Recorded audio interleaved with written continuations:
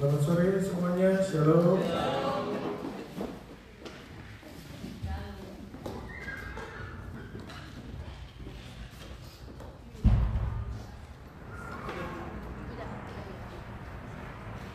Kita santai aja ya sore ini. Hello, welcome, Samantha. How are you? Nice to have you. Just relax. So this is an Indonesian service. I hope you can come next week. Next week there will be an English service. Still next week as well, okay? Okay. Luar biasa, pemujian penyembahannya hebat sekali. Tuhan pasti senang. Sebab praise and worship-nya bukan hanya orang yang banyak, meskipun orangnya cuma beberapa gelintir, tapi semangatnya luar biasa. Luar biasa sekali.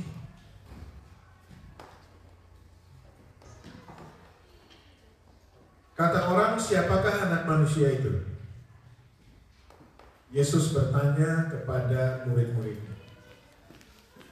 Kalau dalam Injil Matius, Yesus bertanya, kata orang, siapakah anak manusia itu?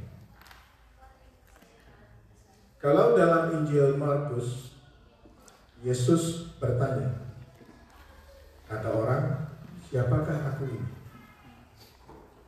Dalam Injil Lukas, Yesus bertanya, kata orang banyak, siapakah aku ini? Kalau menurut Anda sekalian, apakah ada kesombongan dalam pertanyaan ini? Kita semua tahu Yesus adalah seorang rabi atau seorang guru. Dan kalau seorang guru bertanya, kata orang banyak, siapakah aku ini?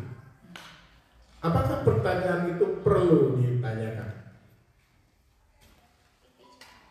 Apakah tidak ada kesan kesombongan dari pertanyaan ini? Kelihatannya Yesus minta dihargai oleh murid-muridnya. Dan kalau kita teruskan Injil Matius pasal 16 ini, pertanyaan yang paling mengena, pertanyaan yang paling tepat adalah jawaban dari Simon Petrus.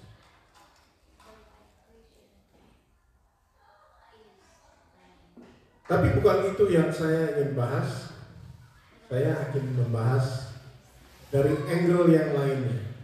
Kalau kita mengetahui bahwa Yesus adalah seorang Yahudi,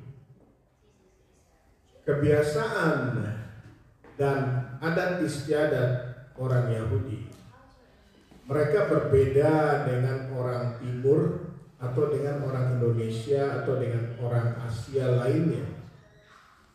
Sesuatu yang terkesan sombong atau tinggi hati, sebetulnya untuk mereka itu enggak.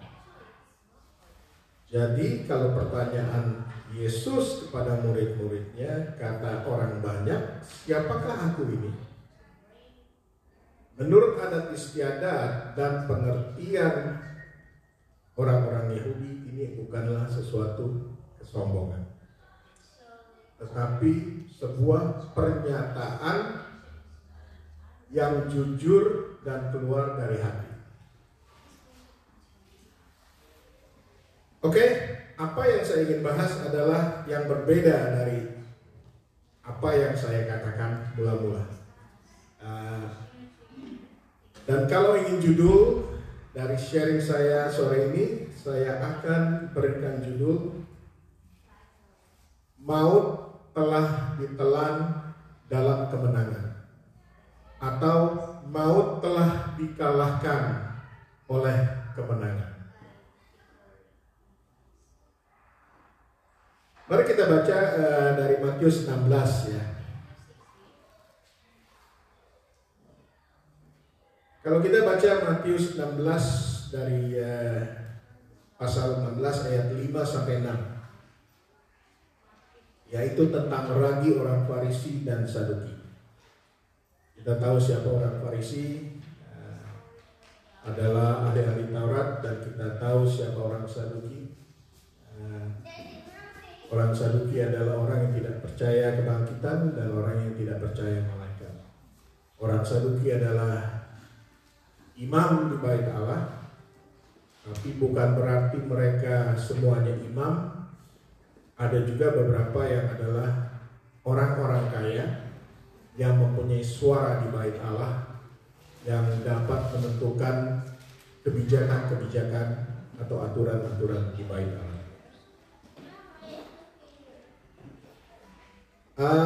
Matius pasal 16 ayat 5. Pada waktu murid-murid Yesus menyeberang danau. Danau, nanti kita akan bahas tentang danau. Danau apa ini? Mereka lupa membawa roti. Yesus berkata pada mereka, berjaga-jagalah dan waspadalah terhadap ragi orang Farisi dan Saduki. Dan murid-muridnya itu berpikir bahwa Yesus sedang mengatakan bahwa kita ini tidak membawa roti. Tapi bukan itu yang dimaksudkan oleh Yesus. Dan apa yang dimaksud oleh Yesus akan diuraikan dalam ayat 11 dan ayat 12. Saya bacakan ayat 11 dan ayat 12.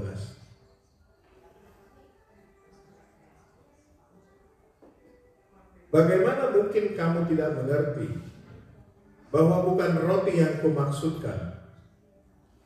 Aku berkata kepadamu, waspadalah terhadap ragi orang Farisi dan Saduki. Ketika itu barulah mereka mengerti bahwa bukan maksudnya supaya mereka waspada terhadap ragi roti, melainkan terhadap ajaran orang Farisi dan Saduki.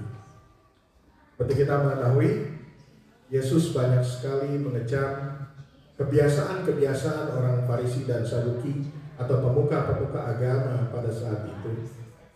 Sebab kebanyakan ajaran yang mereka ajarkan itu bukan menurut apa ajaran Tuhan, tapi lebih menurut kebiasaan nenek moyang mereka dan menurut apa keuntungan pribadi mereka.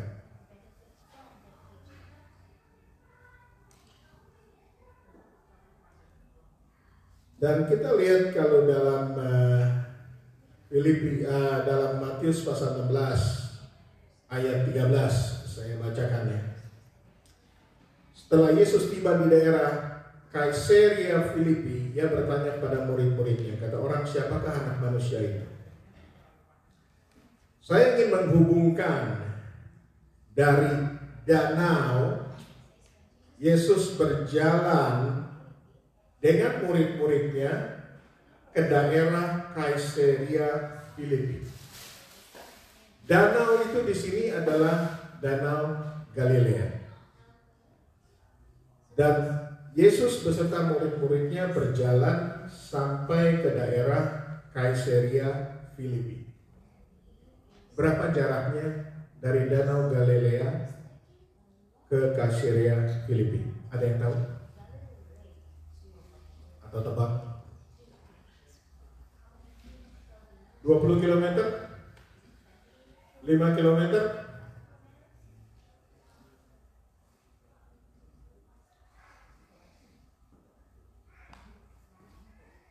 Danau Galilea ke Kaisarea Filipi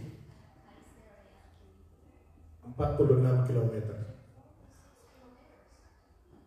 Jadi Yesus berjalan dari Danau Galilea ke Kaisarea Filipi 46 km jauhnya.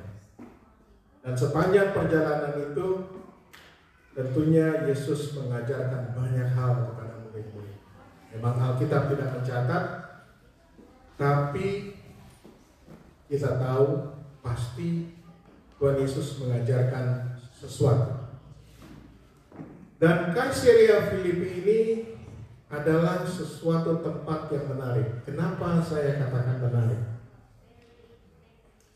Kalau kita lihat dari biografinya Israel, Daerah Kaisarea Filipi itu berada di kaki Gunung Hermon. Gunung Hermon itu adalah sebagai ski resort di sebelah utara Israel, di mana terdapat salju, orang bisa main ski. Jadi seperti Snowy Mountain di New South Wales. Dan Gunung Hermon itu sebagai sumber mata air bagi Sungai Yordan. Sungai Yordan itu panjang dan besar dan dalam. Sungai Yordan itu mempunyai arti yang signifikan di dalam Alkitab. Sungai Yordan itu melalui 3 negara: Israel, Yordan, dan Syria.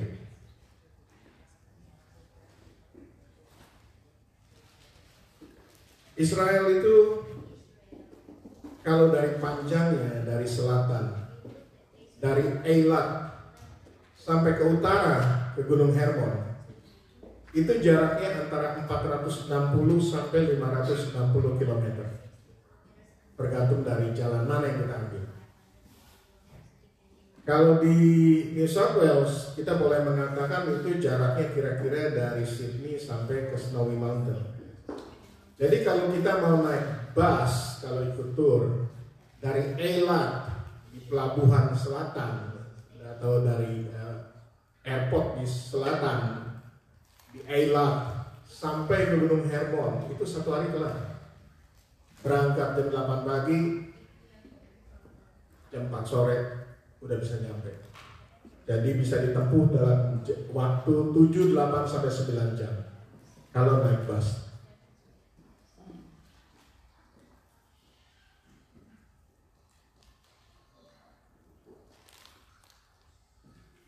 Kaisarea Filipi adalah suatu tempat yang menarik di kaki Gunung Hermon. Sebab tempat ini mempunyai sejarah yang tidak baik. Kenapa Yesus mengajak murid-muridnya pergi ke Kaisarea Filipi? Kita akan sampai ke situ. Di Kaisarea Filipi ada tempat pemujaan dan persembahan untuk dewa Baal. Siapa yang mendirikan tempat pemujaan, kuil, dan tempat persembahan untuk dewa Baal di Kaisarea Filipi? Namanya Raja Yeroboam.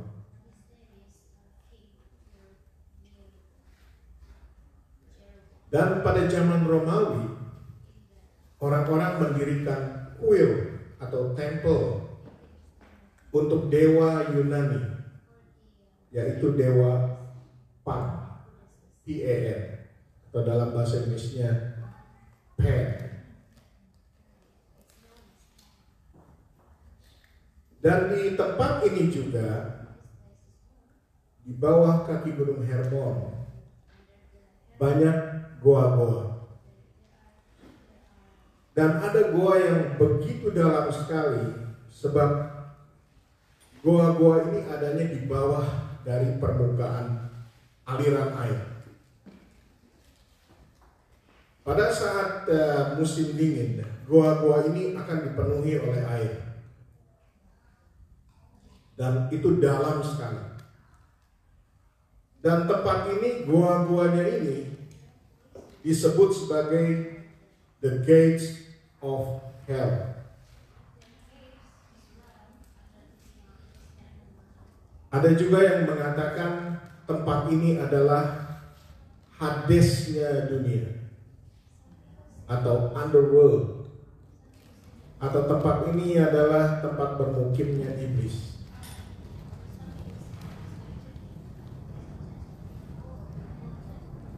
Mengapa Yesus membawa murid-muridnya ke tempat ini?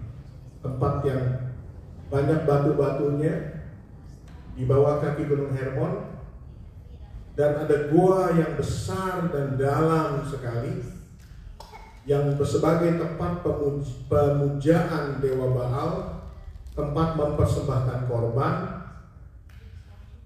dan sebagai tempat yang asusila. Sebab waktu pemujaan Dewa Baal, mereka bersetubuh dengan binatang, mempersembahkan korban yang ada darahnya, semua perbuatan-perbuatan yang ditentang oleh Tuhan.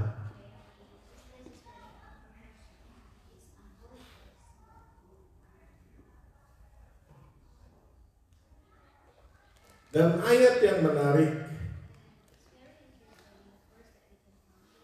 dari ayat 17,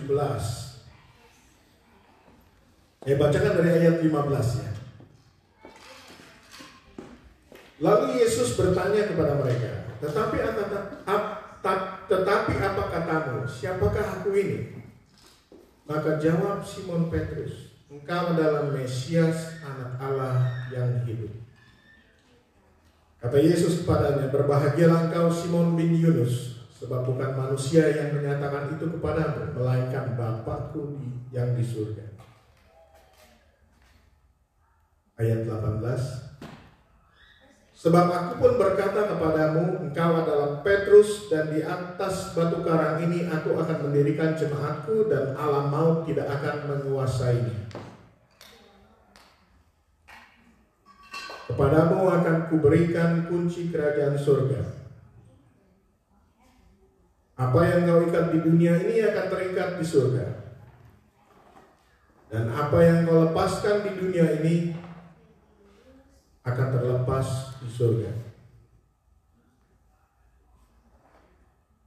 Engkau adalah Petrus, dan di atas batu karang ini aku akan mendirikan jemaatku, dan alam maut tidak akan menguasai.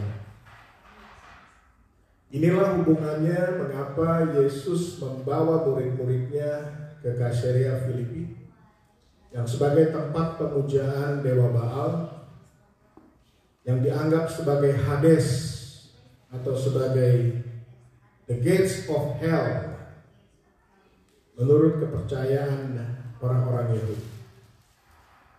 Sebab Yesus akan mendirikan gerejanya, Yesus memberikan amanat agungnya agar Petrus mendirikan jemaat Kristus di atas the gates of hell. Jadi kita tahu ini adalah sesuatu yang profetik yang Yesus nyatakan di depan murid-muridnya. Dan kalau dikatakan you are Peter, and on this rock I will build my church, and the gates of hell will not overcome it. Ini dikatakan sebagai graduation speech. Sebab pada saat-saat Yesus pergi ke Kaisarea Filipi, ini adalah sudah merupakan saat-saat terakhir Yesus bersama-sama dengan murid-murid sebelum Yesus disalibkan. Jadi kita lihat ya, bahwa ini sesuatu yang profetik. Mengapa Yesus sampai berjalan pergi ke Kaisarea Filipi dari Danau Galilea, hanya ingin menyatakan kepada Petrus bahwa Petrus, di atas batu karang ini engkau akan membangun gereja, dan alam maut tidak dapat menguasainya.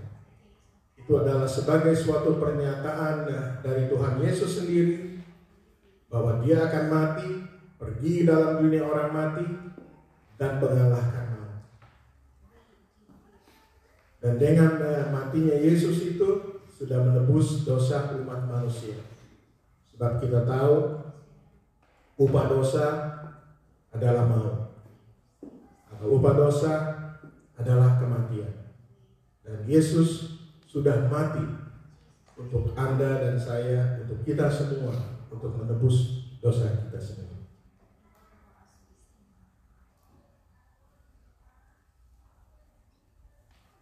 Jadi dalam hal ini kita semuanya tahu mengapa kita harus berkumpul sebagai saudara seiman. Kita ini sebagai domba yang seperti Yesus tanyakan lagi, apakah engkau mengasihi aku? Sampai 3 kali. Jadi kita ini tidak akan ditinggalkan sebagai yatim piatu di dalam dunia ini. Tuhan itu mempunyai rencana yang mempunyai blueprint, mempunyai rencana yang begitu jauh, begitu tidak dapat terselami oleh pikiran manusia. Jadi dalam arti kata profetik itu kita mengetahuinya sekarang. Dari pertanyaan Yesus pada murid-muridnya, kata orang, siapakah aku ini? Dan Yesus mengatakan kepada Petrus bahwa Petrus akan membangun gereja di atas roh ini. Jadi sekarang kita tahu kalau dikatakan you are Peter, and on this rock I will build my church, and the gates of Hades or the gates of hell will not overcome it.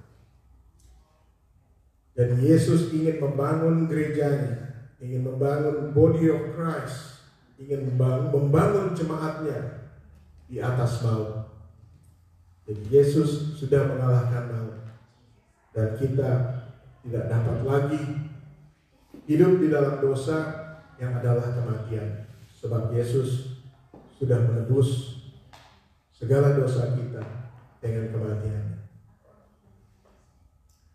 Saya rasa cukup sekian sharing saya. Saya rasa Pastor Iwan dapat menambahkan. Silakan. Terima kasih.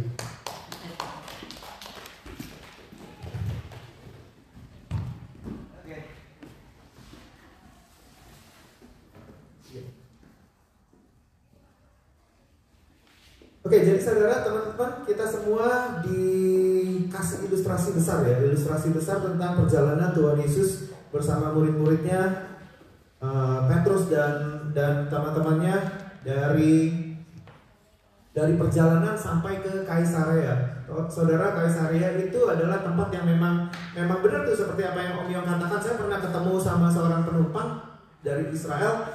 Itu dia memang berkata bahwa negara kami itu kecil banget. Kalau kami diserang pun sebenarnya, kalau kami tidak punya kekuatan, kami nggak tahu mau kemana, karena begitu kecilnya. Itu seperti pedang dari atas ke bawah gitu kan. Begitu kecilnya, kalau mau lari pun mau lari kemana, karena kecil banget. Dan sedangkan ini dikepung luar biasa gitu ya. Nah, tapi herannya bahwa tapi kami gak pernah takut tuh. Walaupun kepungan sedemikian luar biasa dari mana-mana kan. Tadi kan Om Yong sudah bilang bahwa Sungai Yordan itu dikelilingi oleh beberapa maksudnya melintasi beberapa negara gitu. Ada Yordan, ada Syria. Kita tahu sekarang mayoritas orang Yordan apa, kita tahu sekarang mayoritas orang Syria itu apa, begitu kan. Ada Palestina dan lain sebagainya. Saudara, itu kalau dikepung itu sebenarnya ya kecil banget gitu.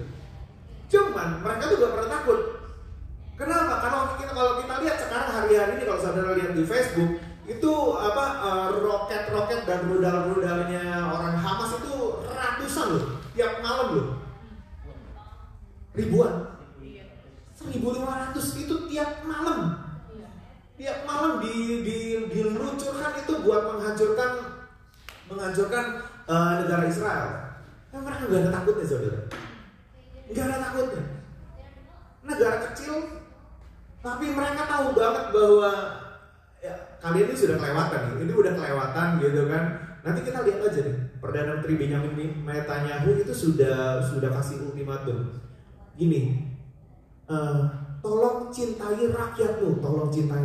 Kalau kau melakukan kayak begini terus, kau sebenarnya tidak cinta sama rakyatmu. Artinya gini, tolong look after rakyatmu. Kenapa? Kalau kita maju aja ya habis kamu nih beneran. Karena mereka tahu kekuatan mereka. mereka tahu apa yang mereka punya, gitu. Cuman masih terus aja nih. Nah kita nggak tahu ceritanya seperti apa karena masih ada di depan. Benar ya? Tadi pagi kita dengar cerita bahwa kalau kita tahu endingnya enak, benar ya? Benar ya? Kalau kita tahu endingnya seperti apa, enak. Ini kalau negara yang perang ini kalau tahu endingnya seperti apa, pasti salah satu kan bisa mundur dulu. Benar ya? Benar gak sih? Kalau dia tahu bakalan endingnya, wah babak belur nih, kita yang nyerang dulu, tapi bisa babak belur gitu ya kan? Enak. Bisa menentukan sikap dulu sebelum terjadi yang luar biasa rusaknya gitu. Karena kalau Israel sudah maju, saudara, saya yakin Tuhan itu juga pasti akan turun tangan. Benar ya? Tuhan juga pasti akan turun tangan. Nah, lalu apa hubungannya sama gereja yang tadi Petrus itu diminta untuk mendirikan menjadi batu karang untuk berdirinya gereja? Saudara, kita sebagai gereja, kita nggak bisa ini loh saudara, nggak bisa buang-buang waktu.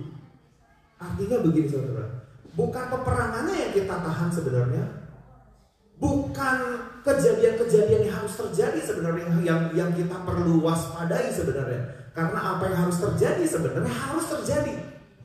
Benar ya? Apa yang terjadi itu sebenarnya harus terjadi. Cuman gini, kadang-kadang kita terlena. Wah, kita lihat tanda-tanda zaman nih. Kita lihat semua sudah terjadi nih saat ini nih.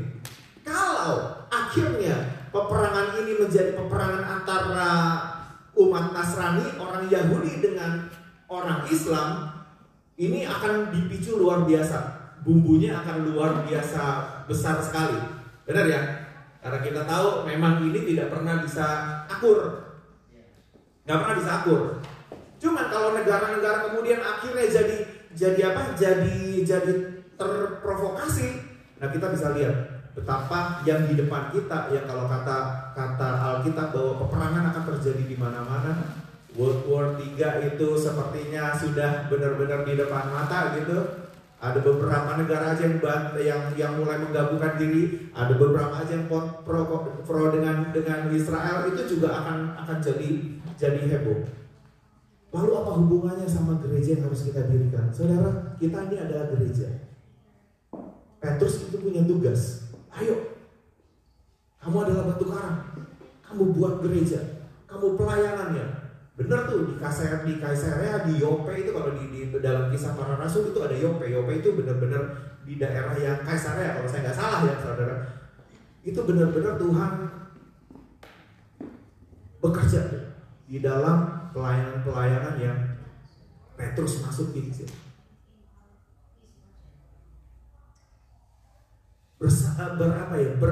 Berkejaran dengan waktunya. Petrus harus mendirikan jemaat, harus mendirikan pelayanan, harus equip orang-orang supaya terpanggil, supaya punya iman yang benar, supaya punya iman yang solid gitu. Nah kita juga sama saudara. Kita ini adalah gereja-gereja yang dimana kita harus equip orang-orang supaya mereka benar-benar mengasihi Tuhan.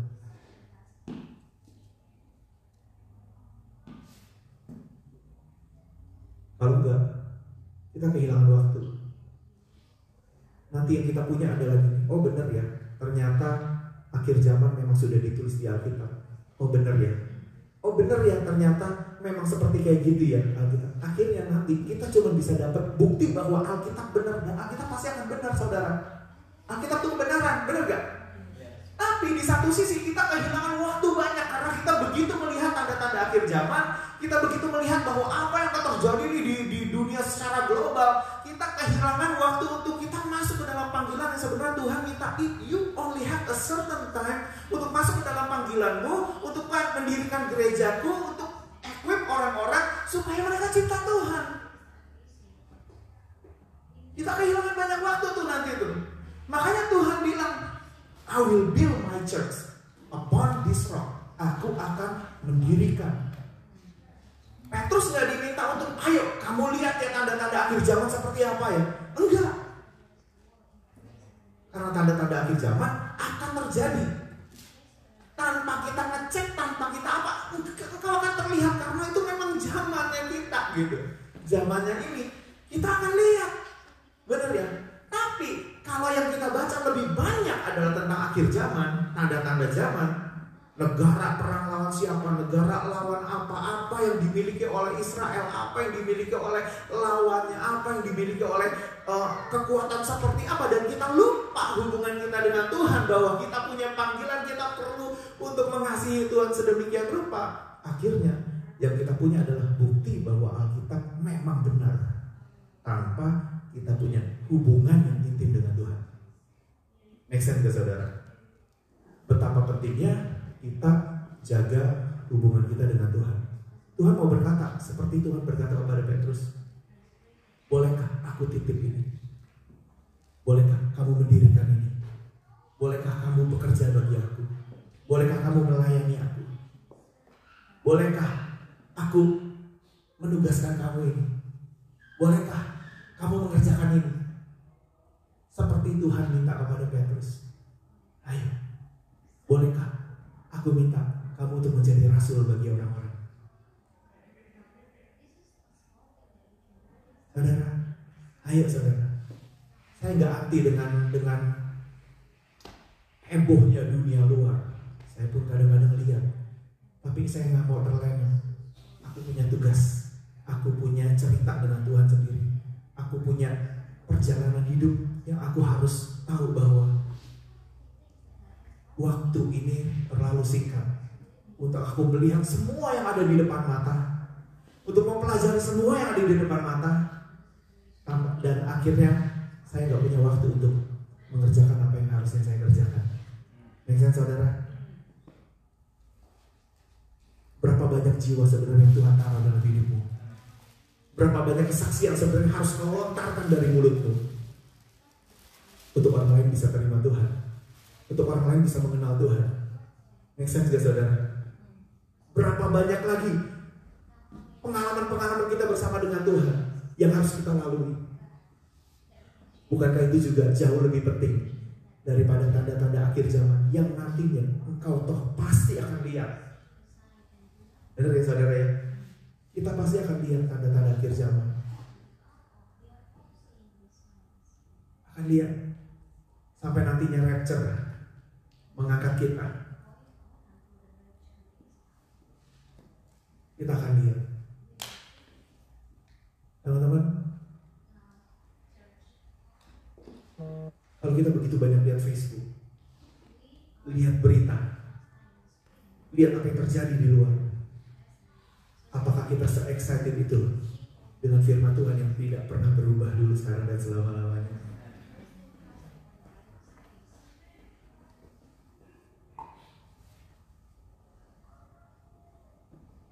Tidak pernah berubah. Kita masih excited kan? Dengan iman yang harus makin lama makin besar dalam hidup kita, dengan diri kita yang makin lama harus makin kecil, kita masih excited gak mengerjakan itu? Benar ya? Saudara, ayo jangan buang-buang waktu. Saya pikir begini, sekarang hidup orang ini kita pikir akan panjang, tapi sometimes saya pikir hidup ini sebenarnya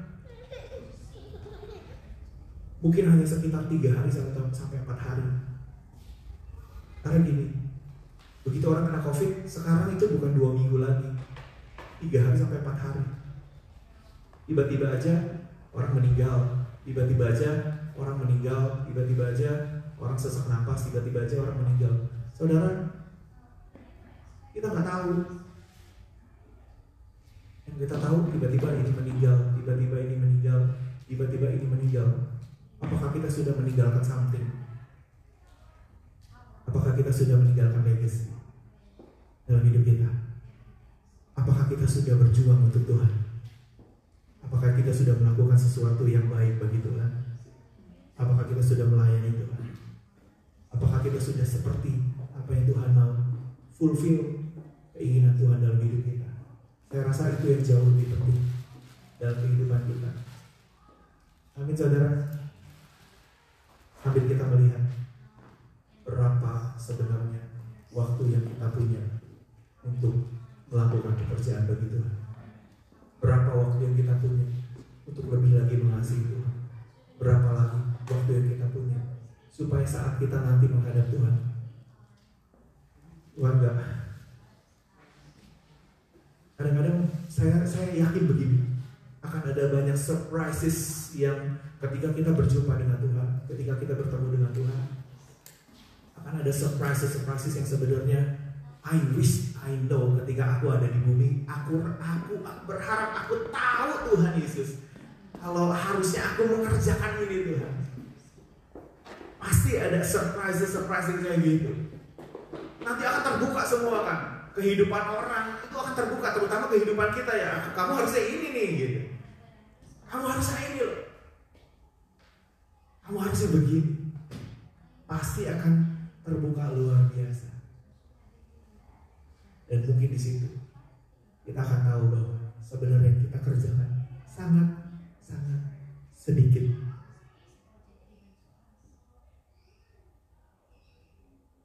Ayo teman-teman, kita berjuang, kita maju sama-sama, kita menggembalakan sama-sama. Boleh ya bilang gini ya, kita menggembalakan sama-sama, kita look after jemaat sama-sama. Salah satu ciri orang yang mengasihi Tuhan adalah mereka mengembalakan domba-domba. Makanya Petrus dibilang, apakah engkau mengasihi aku? Apakah kau mengasihi aku? Apakah kau mengasihi aku? Kalau mengasihi, gembalakanlah domba-dombaku. Gitu ya. Salah satu ciri bahwa kita mengasihi Tuhan adalah kita punya hati untuk mengembalakan domba-domba. Well, seberapa yang ada dalam hidup kita nih? Ayo, yuk look after one another. Kumpulkan jadi satu supaya kita bisa belajar sama-sama, supaya kita bisa jadi gereja yang sehat, yang artinya di sini ada pengajaran, di sini ada pemberitaan firman Tuhan, di sini ada bahan untuk orang bisa jadi merdeka, orang bisa dilepaskan, orang bisa dipulihkan, orang ketemu panggilannya, orang ketemu apa ya, core point-nya sebenarnya apa yang Tuhan mau taruh dalam hidupnya. Makanya gini, kalau saudara udah ketemu panggilan saudara, ayo gerak. Kalau saudara belum ketemu panggilan saudara, mendekatkan diri kepada kita. Perbanyak kuantitasmu dengan kita. Sehingga apa? Sehingga kita bisa dengan lebih mudah lagi ketemu apa sih panggilan kamu. Syukur-syukur bisa ketemu sendiri panggilannya apa. Tapi kalau enggak, aku nggak tahu panggilan aku apa. Ini waktunya engkau dekat-dekat sama kita. Perbanyak, intens, makin banyak ketemu sama kita. Supaya apa? Just in case Tuhan taruh di hati leadermu dan bisa lihat apa yang ada di masa depanmu. Seperti Tuhan melihat Petrus, kau akan mendirikan jemaat. Gak ragu lagi. Engkau adalah rasulku. Kau harus mendirikan jemaat. Saudara, mari sama-sama kita belajar mengasihi Tuhan. Siapakah aku ini? Menurut Tuhan dan menurut kita, ketika kita ditanya siapakah aku ini, kita bisa jawab apa? Tuhan, aku adalah orang yang tahu tentang Engkau Tuhan. Bagaimana Tuhan? Aku tahu tentang Engkau Tuhan. Tapi mungkin kita cuma tahu, kita tidak kenal dalam. Nah, ketika kita berjalan, harusnya semakin lama, semakin pengenalan kita sama Tuhan semakin bertambah. Amin, saudara. Ya, saudara, hidup ini gak cuma menjadi dewasa, nikah, punya anak, punya bisnis, punya pekerjaan baik, dan menjadi tua, selesai. Enggak, saudara. Hidup ini bagaimana kita bekerja bagi Tuhan. Dan saudara, kita lihat teman-teman, kalau misalnya apa ya, misalnya udah nikah, punya anak, masih giat melayani Tuhan. Udah nikah, punya anak, makin gerak, makin bekerja bagi Tuhan. Nikah, punya anak, makin cinta sama Tuhan. Nah itu tuh sebenarnya pernikahan tuh begitu tuh. Saudara pernah pikir gak kenapa di dalam kekristenan, di pernikahan itu cuma terjadi di dunia, gak ada di surga. Di surga gak ada kawin mengawinkan, benar ya? Gak ada kan? Kenapa sih? Tahu gak kenapa saudara?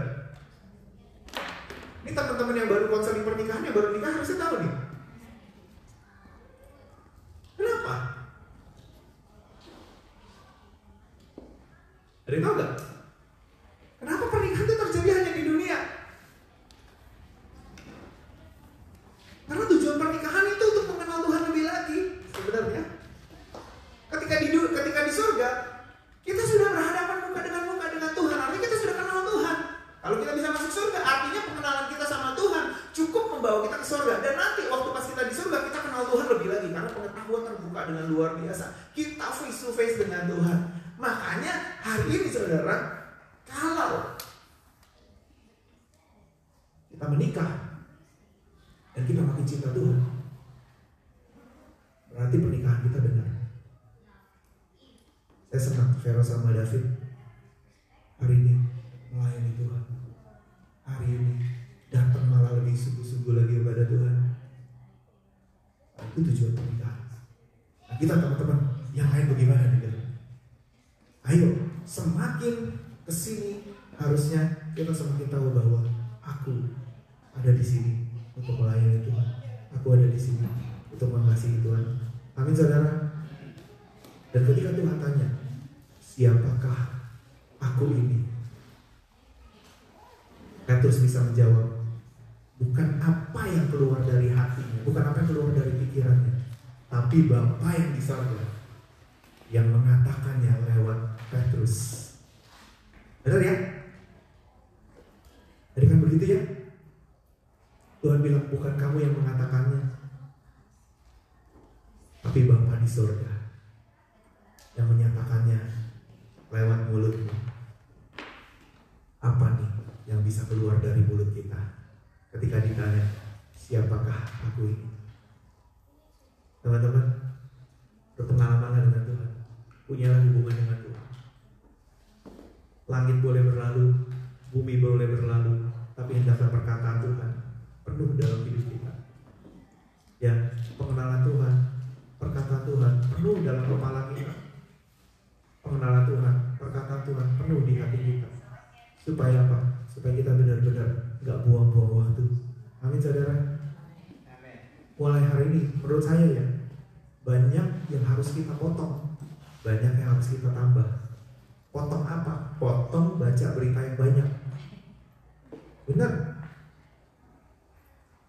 Enaknya kadang-kadang kita baca berita, kita tahu informasinya. Kita kehilangan waktu untuk pekerjaan Tuhan. Kita kehilangan waktu untuk melatih diri kita, melatih iman kita, melatih ketajaman kita. Kita enaknya begitu kadang-kadang. Benar ya? Potong. Yang gak perlu dilihat, Kurangi beberapa grup WhatsApp, menurut saya gitu. Praktikal ya? Kurangi beberapa grup WhatsApp. Kenapa? Kadang-kadang kita tends to melihat semua notification. Benar ya?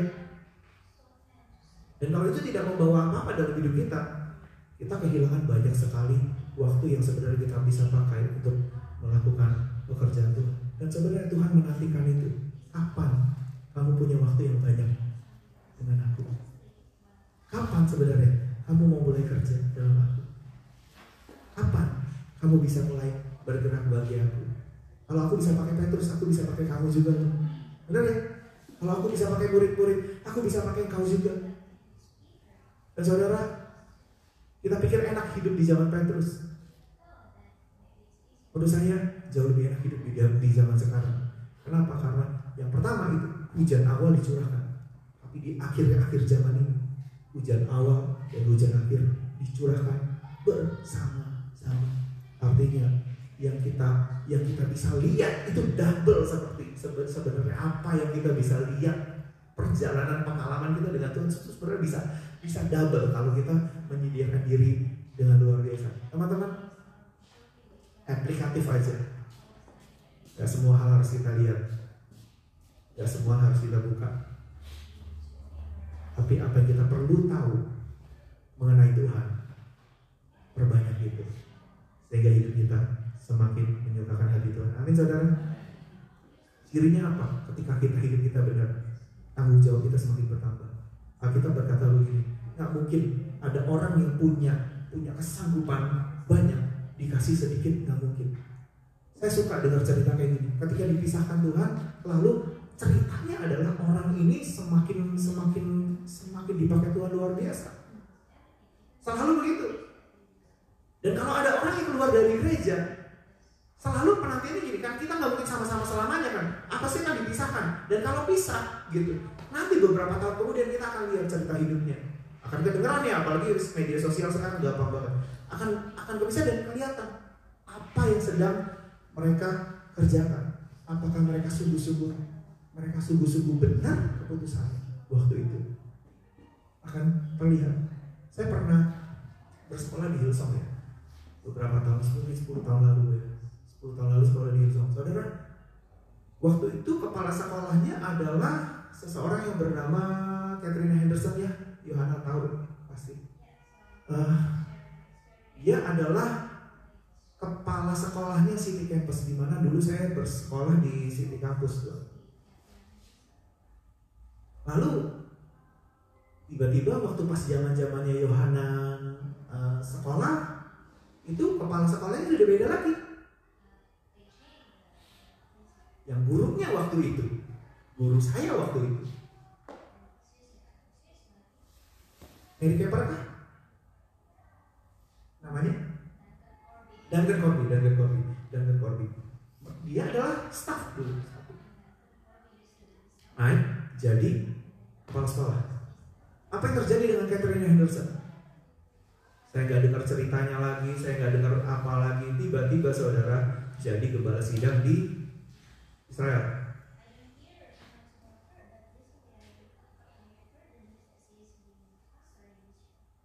Tanggung jawab kita harusnya makin bertambah. Tanggung jawab kita harusnya makin besar. Makanya saya nggak senang kalau melihat ada orang di tempat ini yang punya hal yang dilakukan sama terus bertahun-tahun, dikerjakan sama bertahun-tahun, nggak senang. Itu membuktikan bahwa tanggung jawab kita tidak bertambah. Harusnya tanggung jawab kita bertambah. Kalau tanggung jawab kita bertambah, hal yang terjadi adalah ini: engkau terlalu banyak melihat tanda-tanda akhir zaman, engkau terlalu banyak ngurusin hal-hal yang ada sebenarnya tanpa kita mengerjakan tanggung jawab kita. Karena tanggung jawab kita harusnya bertambah. Ada ya? Terlalu banyak waktu yang digunakan untuk hal lain dan bukan mengerjakan tanggung jawab kita.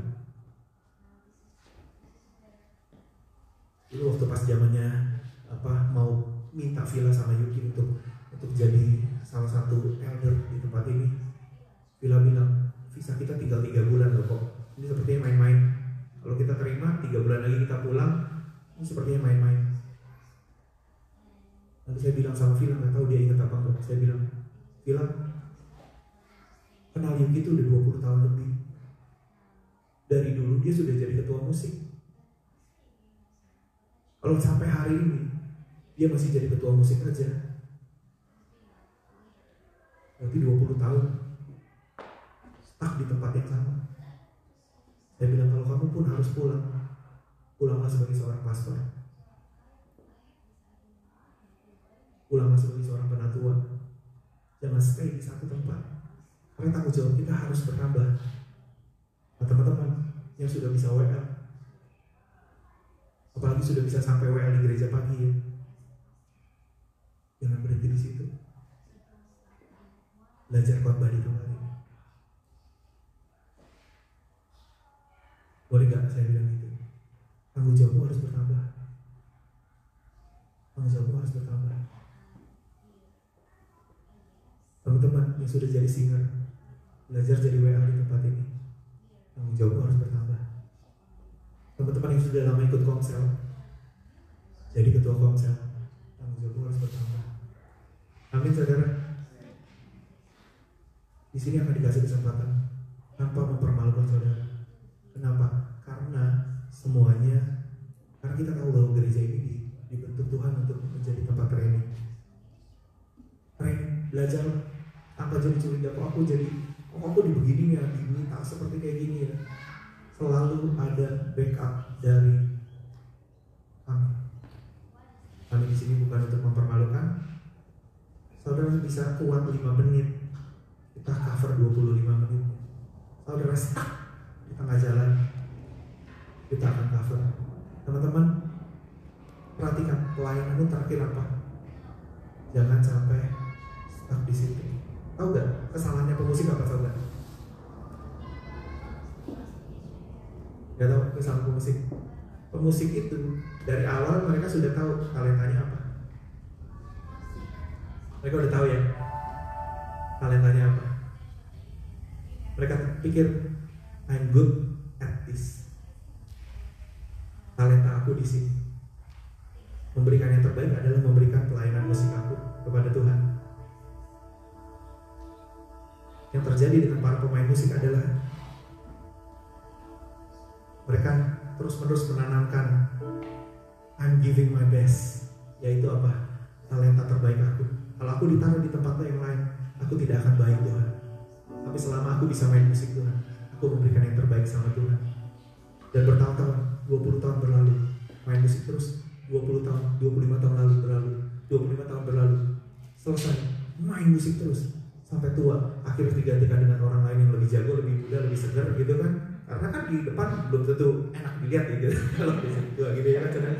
Dan akhirnya digantikan dan mereka pikir bahwa selama hidupku aku sudah memberikan yang terbaik karena bertahun-tahun aku melayani musik dan I'm good at it. Saya memberikan yang terbaik bagi Tuhan. Ketika berhadapan dengan Tuhan, you're just so wrong. Kau salah besar nak. Aku gak mengharapkan kamu stuck bertahun-tahun di situ. Enggak.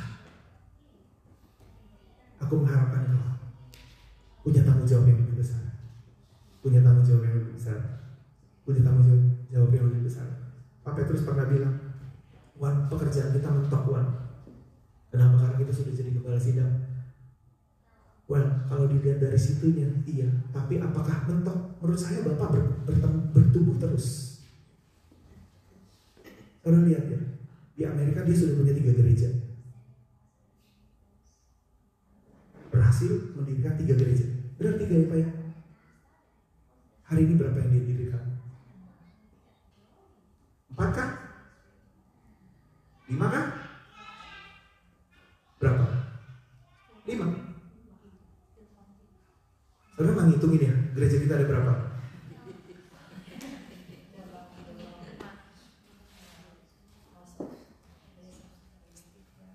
Bukankah itu bertambah?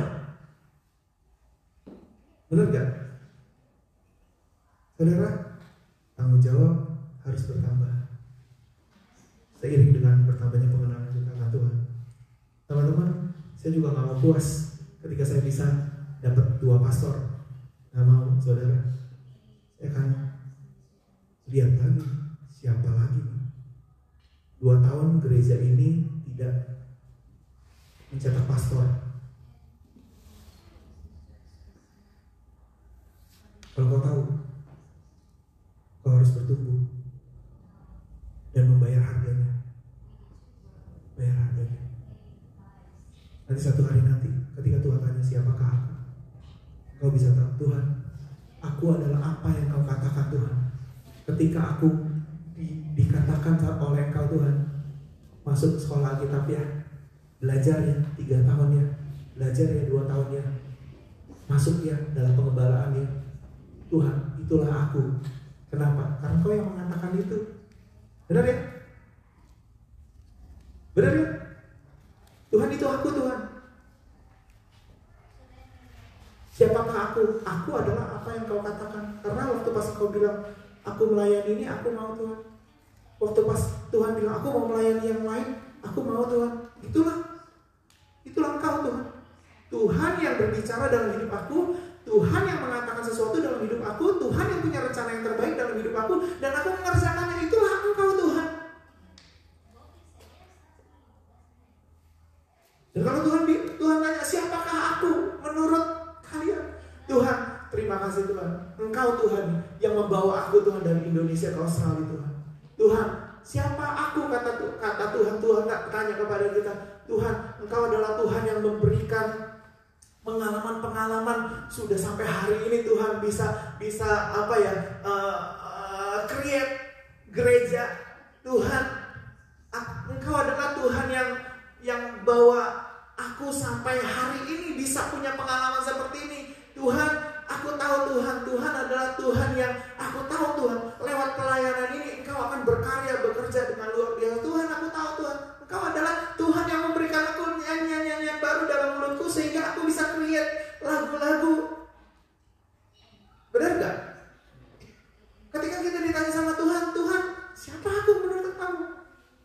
bisa jawab.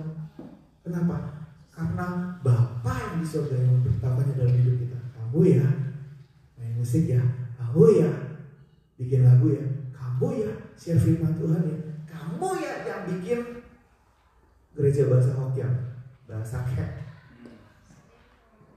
Teman-teman, ini kalau nggak dijual nih saudara, drum mau dijual, sound system itu ampli keyboard mau dijual saudara. Kenapa? Karena kita nggak pakai di sini.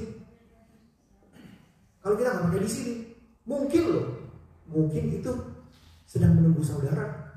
Cuman nggak masuk nih. Saya bilang ya, ini kalau orang-orang kayak aja dikumpulin ya, orang-orang HK dikumpulin, 10 tuh dapat di sini. Benar gak sih? Saudara, saya bisa banyak sekali ngomong nih saudara. Coba siapa Tuhan menurut kamu tuh siapa? Menurut kita tuh siapa Tuhan?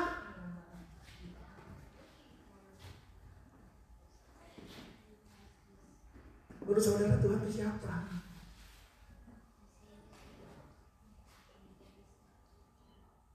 Tuhan yang sama dengan yang Iwan sembah.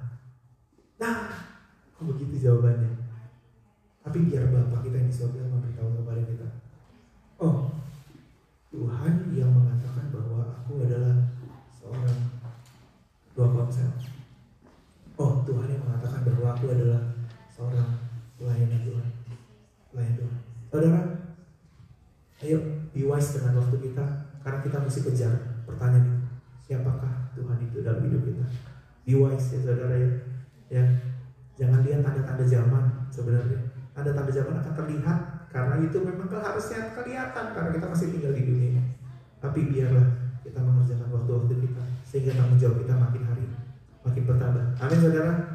Dan pernikahan kita akan berhasil ketika kita dalam pernikahan ini kita tahu bahwa tanggung jawab kita semakin bertambah, pengenalan kita sama Tuhan semakin bertambah. Kita mengajarkan cinta anak kepada Tuhan karena kita tahu kita semakin kenal sama Tuhan dan anak kita semakin kenal Tuhan. Sehingga apa? Satu hari nanti kita tidak perlu lagi untuk kenal Tuhan karena kita face to face dengan Tuhan di surga nanti.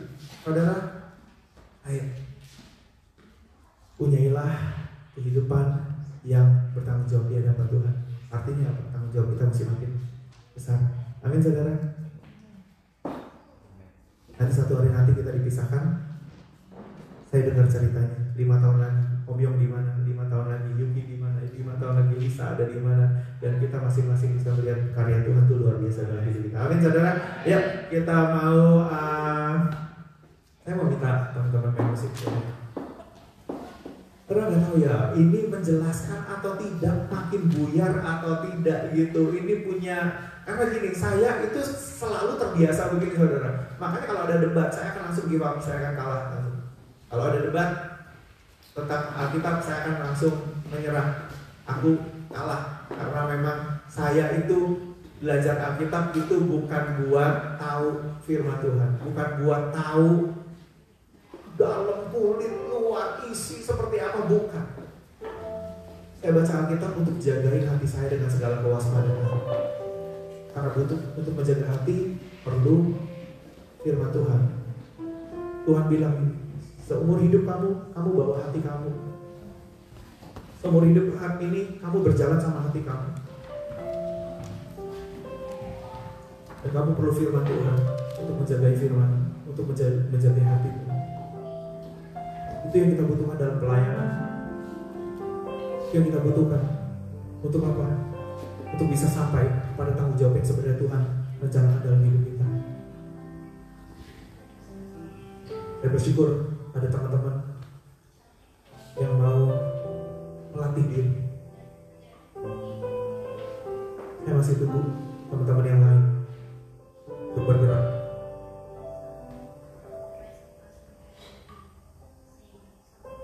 Dan kita semua sama-sama jalan melayani Tuhan. Pakai punggung ini masih keras saudara. Tulang itu kan keras ya saudara. Jangan buat dibanting terus buat kerja. Banting tulang, kerja. Banting tulang, kerja. Kalau masih bisa kerja. Kalau masih bisa kerja. Kalau Kalau masih bisa kerja. Sampai punggung kita jadi empuk, saudara. Kerja terus. Tapi mumpung punggung kita masih keras, kenapa kita nggak bilang, aku mau layani Tuhan.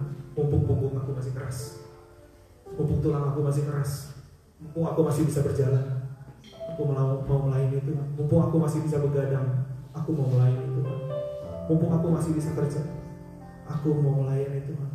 Mumpung aku masih punya pikiran yang fresh, aku mau melayani Tuhan. Mumpung aku masih bisa mengejar tanggung jawab yang Tuhan berikan, aku mau melayani Tuhan. Mumpung aku masih punya umur yang produktif, aku mau melayani Tuhan. Amin saudara. Dari tempat ini saya encourage teman-teman, why don't we kita lakukan ini bersama-sama. Amin saudara. Kenapa kita gak melakukan ini bersama-sama? Kita melatih diri kita sampai tanggung jawab kita semakin besar. Dan ketika Tuhan bertanya, siapakah aku? Tuhan, terima kasih Tuhan. Aku tahu Tuhan, aku bisa jawab banyak Tuhan Yesus. Tapi dari apa yang hidupku sudah lakukan Tuhan, aku kenal Tuhan siapa Engkau Tuhan. Karena Engkau Tuhan yang tidak pernah, Engkau Tuhan yang tidak pernah merancangkan sesuatu yang salah dalam hidupku. Semua keputusanmu adalah benar Tuhan. Semua yang Kau minta untuk aku kerjakan, itu yang terbaik Tuhan. Semua yang Kau minta untuk aku lakukan Tuhan, nikah sama ini sama ini, Tuhan semuanya benar Tuhan. Masuk ke gereja ini semuanya benar, ketemu dengan ini, bikin bisnis ini semuanya benar Tuhan.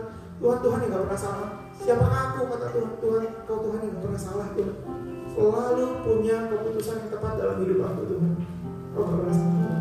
Hari ini siapakah Tuhan menurut kita? Apakah kita cukup banyak perjalanan dengan Tuhan? Begitu kenal Bapa kita sehingga kita bisa tahu bahwa Tuhan Bapa yang memberikan hal ini dalam hidup aku. Makanya hari ini aku berada di tempat ini. Makanya hari ini aku punya tanggung jawab ini. Makanya hari ini aku sedang melayani Tuhan di bagian ini. Tuhan, itu semua Bapa yang memberitahukan dalam hidup aku. Amin saudara. Tuhan Yesus, kami berdoa Tuhan, biar kami gak ada yang berhenti bekerja Tuhan. Kami gak ada yang stay Tuhan di satu tempat Tuhan. Tuhan, kami tahu Tuhan, hidup kami harus bergerak maju Tuhan. Tuhan tolong hidup kami, Tuhan bantu kami Tuhan. Berapa kali lagi kami harus bersaksi Tuhan, biar kami pakai kesempatan itu untuk bersaksi Tuhan. Berapa kali lagi Tuhan Yesus kami harus memuji Tuhan. Berapa kali lagi kami harus buka gereja. Berapa kali lagi Tuhan kami harus create pastor Tuhan. Berapa kali lagi kami harus cetak worship leader. Berapa kali lagi Tuhan kami harus bikin lagu Tuhan. Berapa kali lagi kami harus edit kebaktian online Tuhan Yesus. Biar kami mau mengerjakan itu semua Tuhan. Karena kami tahu Tuhan, keputusan-Mu yang terbaik Tuhan buat kehidupan kami Tuhan. Berapa kali lagi Tuhan Yesus kami harus melayani-Mu Tuhan. Tuhan, kami tahu Engkau yang terbaik Tuhan. Kami tahu Tuhan, keputusan-Mu yang terbaik Tuhan. Kami gak akan pernah jadi menyesal Tuhan, karena waktu-waktu yang kami gunakan untuk melayani, untuk bekerja bagi-Mu Tuhan. Karena kami tahu Tuhan, Kau tidak pernah membuat jerih payah kami, jerih lelah kami sia-sia Tuhan. Terima kasih Tuhan. Terima kasih. Bahkan kalau orang seperti kami pun, yang kapasitasnya terbatas, kesanggupannya terbatas, talentanya terbatas, Kau bisa pakai untuk bekerja bagi-Mu Bapa. Puji nama-Mu Tuhan Yesus. Kau memberkati Om Yong Tuhan. Lebih dalam lagi Tuhan, pengenalan Kau Tuhan Yesus. Bukan hanya informasi-informasi Tuhan, tapi sungguh-sungguh pengenalan akan Tuhan, hikmat yang daripada Tuhan, mulut yang penuh dengan powerful, kuasa, hikmat, firman Tuhan yang memerdekakan, boleh ditaruh dalam hidupnya dia Tuhan. Pakai Tuhan di masa tuanya Tuhan, melayani-Mu Tuhan. Sisa umurnya Tuhan dipakai Tuhan untuk melayani jiwa-jiwa Tuhan. Terpuji nama-Mu. Bahkan kami yang juga hari ini mendengarkan firman Tuhan, kami tahu Tuhan, Kau punya tanggung jawab. Kau memberikan tanggung jawab itu juga dalam hidup kami Tuhan. Dan kami mau pakai itu waktu ini Tuhan untuk mengerjakan tanggung jawab yang Kau berikan dalam hidup kami Bapak. Kami gak mau stay di satu tempat Tuhan. Kalau ada hal baru yang harus kami coba, biarlah kami coba. Kalau ada hal baru yang harus kami Kami kelola lagi Tuhan, dan kami kelola itu Tuhan. Terima kasih Bapak. Mengucap syukur hari ini Bapak, di dalam nama Tuhan Yesus Kristus. Dan berdoa. Amin. Saudara, sorry ya, kepanjangan. Tapi saudara, at least saudara, ini jauh lebih better daripada dulu waktu pas kita kebaktian 2 jam saudara. Kalau saudara pikir 1,5 jam sekarang kepanjangan saudara, think about beberapa tahun lalu waktu pas kita kebaktian 2 jam saudara. Benar gak? Ini udah dipotong setengah jam saudara, ya. Udah dipotong setengah jam, udah dipotong, semuanya udah dipotong gitu saudara. Jangan pikir firman Tuhan itu kepanjangan, jam ibadah itu kepanjangan. Think about berapa jam yang kita kasih di luar sana saudara. Benar ya? Saudara, saya bilang sama Nur, kalau bisa firman Tuhan jangan dipotong lagi dong. Dulu udah 1 jam, dipotong 45 menit, dipotong lagi 30 menit. Sekarang mindset orang 30 menit kepanjangan firman Tuhan. Dulu orang kuat 1 jam, sekarang orang cuma kuat 30 menit. Saudara, ayo. Walaupun di sini 1,5 jam ibadah, tapi biar di luar kita kuat mencari Tuhan. Amin saudara. Oke, saya persilakan kepada yang akan memberikan pengumuman atau sudah pengumuman persembahan dan lain sebagainya. Silakan Pak.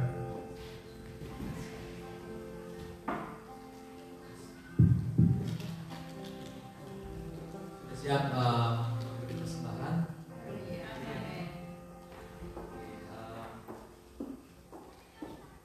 Kita bisa persembahan lewat amplop ataupun lewat account di Indonesian Christian Fellowship dengan basic nomornya 082 332 account nomornya 83594 0914 atas nama Indonesian Christian Fellowship. Mari kita siapkan hati memberi persembahan. Sebelumnya ada ayat di amplop yang kita baca sama-sama. Ya, oke, 1, 2, 3. Adalah masing-masing memberikan menurut kerelaan hatinya. Jangan terkasih hati tanpa lalai semua orang yang memberikan cita-cita. Amin. Mari kita berdoa. Bapak kami sudah mengucap syukur Tuhan pada hari ini Tuhan atas firman Tuhan yang kau berikan kepada kami. Terima kasih Tuhan Yesus. Kemudian mengucap syukur Tuhan atas segala berkat-berkat-Mu sepanjang minggu ini Tuhan, dalam segala hal Tuhan, dan maupun di dalam ruangan kami Tuhan berbicara kami ya Tuhan. Mengucap syukur. Dalam kami kau berbicara sebantu syukur kami Tuhan. Maka kami memberi persembahan ini dengan penuh ucapan syukur dan rasa sukacita. Di dalam nama Tuhan Yesus kami doa. Haleluya.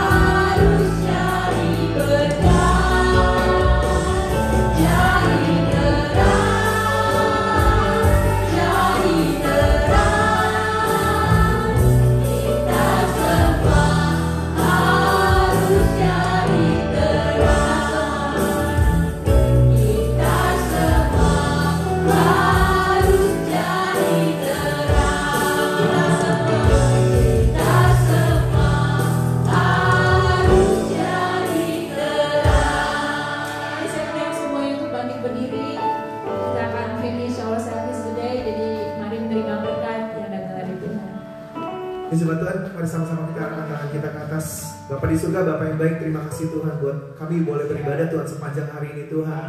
Terima kasih Tuhan, anugerah privilege yang luar biasa Tuhan Yesus. Kalau kami masih boleh menikmati udara yang baik Tuhan, tempat yang baik untuk beribadah Tuhan Yesus. Kami berdoa Tuhan Yesus, Engkau Tuhan yang selalu baik dalam kehidupan kami Tuhan. Terima kasih Tuhan. Sekarang Tuhan Yesus, mari Tuhan, berkati Tuhan umat-Mu Tuhan yang telah hadir hari ini, telah melayani hari ini. Kau yang memberkati Tuhan setiap kami Tuhan. Berkati anak istri kami Tuhan. Memberkati pasangan hidup kami Tuhan. Memberkati pelayanan kami, pekerjaan kami, sekolah kami Tuhan. Berkati rumah tangga kami Tuhan.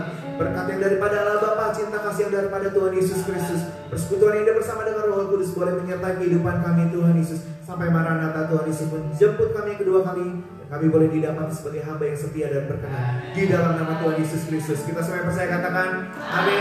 Tuhan Yesus memberkati. Thank you, God bless.